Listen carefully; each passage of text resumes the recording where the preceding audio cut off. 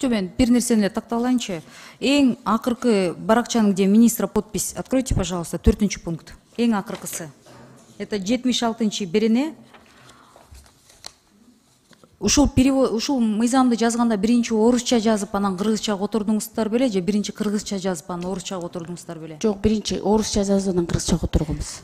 Бул мындайда министрлиги менен чогуу жасаганбыз да. Түшүнүп атам да, бирок бүгүн эле биздин төрагабыз аябай туура эме кылды да, мындай бир эскерүү бердиби, эскертүү бердиби? Мыйзамдарды биринчи кыргызча жазып, анан орусчасын которгулачы. Анткени окуп көрсөңүз, мына 4-чү пункт, коллегалар окусаңыздар, орусчасында түшүнүктүү, кыргызчасында эми тилиңди сындырасың, тишиңди сындырасың да окуганча. Окуп көрсөңүздөр, сиз баарыңар көпчүлүгү орусчасын окуйсуздар, мага окшоп. Мен ойлойм да. Анткени кыргызчасында вообще түшүнүксүз. Эми биякта мен да кыргызча мектепти бүткөм да. Университет, парламентте окуп жүрөм. Бирок канчалык мыйзамды татаалдаштырып жазсаңыздар, негизи жөнөкөй жарандарга түшүнүксүз болот, кызматкерлерге түшүнүксүз болот. Анан мыйзамды талкуулап жаткан адистерге кыйын болот. Анан эң аягында деген бул коррупция алып барат да. Любой оор жөнөкөй жаран эмес, любой жаранга жөнөкөй жазылбаса, түшүнүктүү жазылбаса, аягы деген коррупция менен өтөт да. Бул көп мыйзамдардын мисалында да. Бул мыйзамдын орусчасында окугандай убакыт алайынбы, албайынбы, бирок, урматтуу коллегалар, при объявлении несостоявшимся повторных торгов по причинам, указанным в пункте 1 настоящей статьи, залогодержатель вправе оставить за собой предмет залога с учетом особенностей обращения взыскания на заложенные объекты, право собственности на который в силу законодательства Кыргызской Республики не может принадлежать залогодержателю с оценкой его в сумме не более чем на 10% ниже цены, установленной на повторных торгах, путем подписания с организатором торга протокола о результатах торгов, имеющего силу договора. В этом случае предмет залога закреплен, и то ошибка здесь. В этом случае стоимость предмета залога, закрепленного в протоколе, у вас на русском даже ошибки, закрепленная в протоколе засчитывается в счет требований залогодержателя, обеспеченных залогом. И ушул эле статьясын кыргызчасын окусаңыздар, эми түшүнгөнүңөр түшүнөсүздөр азыр.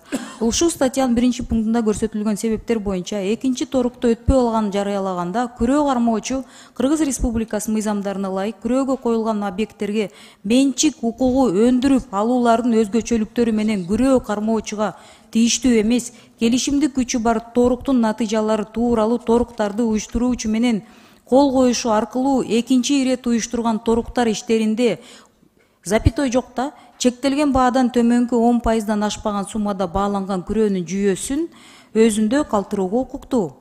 Бул учурда протоколдо бекитилген күрөө жүйөсүн наркы күрөө менен камсыз кылынган күрөө кармоочу койгон талаптардын эсебине кириш кылынат.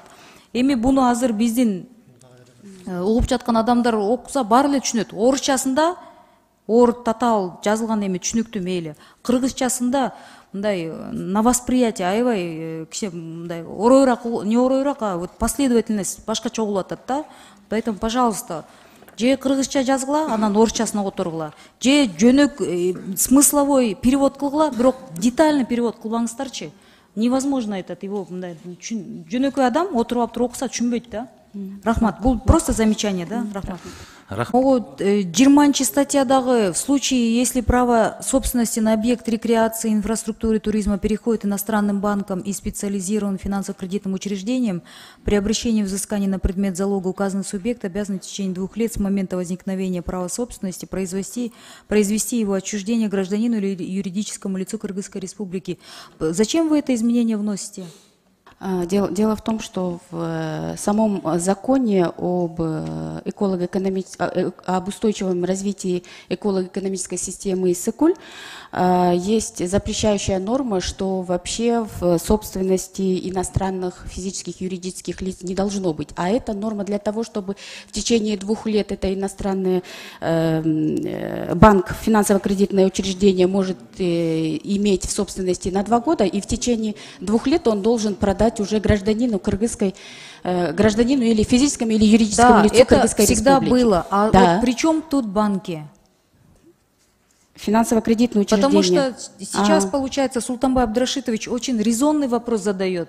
То есть стало больше, мы под залог стали больше наших, так бы, скажем так, территорий рекреационных государственных центров ставить иностранцам под залог, иностранным организациям, банки стали ставить под залог.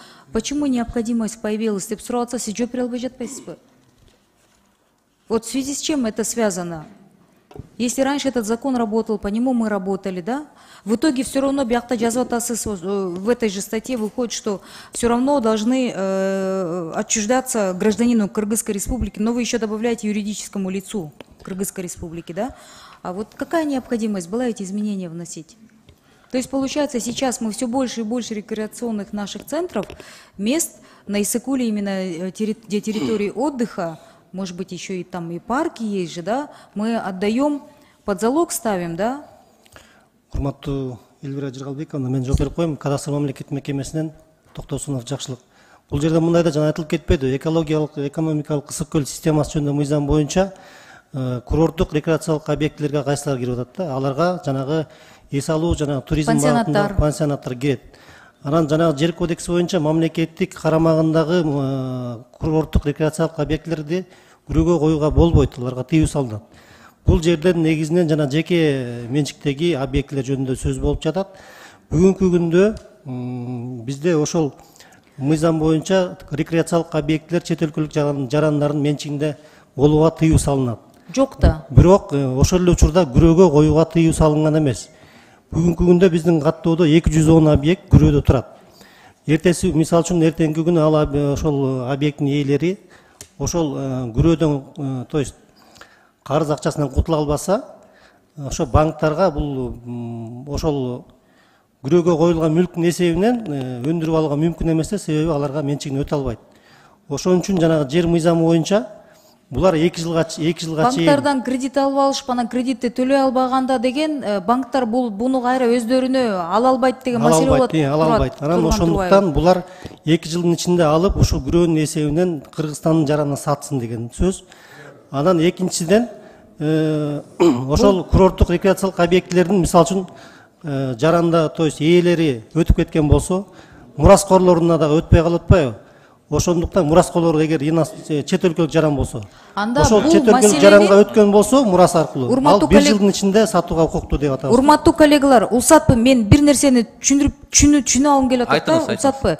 Анда бул маселе эң түпкү маңызында же вообще көлдүн жээгинде бир да пансионат жеке менчикке берилбеш керек, анда сиздин мындай түшүндүргөнүңүз боюнча аягында ушундай өзгөрүүлөрдү эмнеге алып келип атабыз? Анткени жеке бизнесмендер сала албай, кредиттерди алып, бирок төлөй албай калганда ошол мекемелер, банктар кайра ошону ала албай жатышат, ошол кредит берген адамдардын под залог койгон жерлерин ала албайт экен. Ошондуктан буну киргизип жатасыздар, туурабы?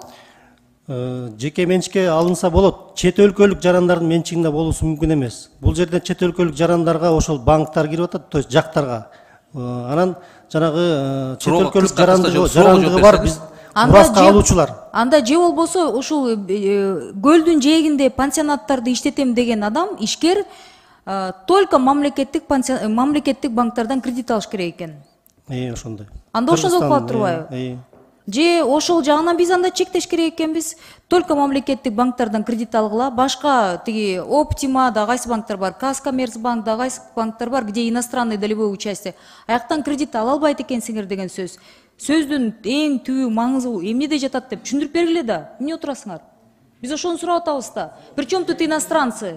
Мы же спрашиваем, значит, көлдүн жээгинде ишкерлер буну эстеп алыш керек. Көлдүн жээгинде и бирдеме салам десеңер, только мамлекеттик банктан кредит алгыла. Бирок мамлекеттик банктан бир да со ишкер кредит ала албайт. Анткени деген мамлекеттик банкта жанакы бизде РСК кайсы бар, 3 банк бар. Аяктан физически частному лицу невозможно получить кредит. Как есть. Ну, ребят, вы когда өкмөттө иштеп атасыңар, келип түшүндүрүп бергиле да. Түшүндүрө албасаңар, ушундай суроолор, обвинениялар болот да силерге. Вы свои позиции защищать не умеете. Чего вы приходите? Объяснять же надо правильно. Тогда давайте все пансионаты на Иссыкуле отдадим государственной собственности. Почему вы приносите эти изменения? Вы даже объяснить не можете. Зачем вы работаете тогда там? Рахмат. Тура сурап атышат да. Зачем тогда кадастр забрали Минсельхозко, если Минсельхоз объяснить не может?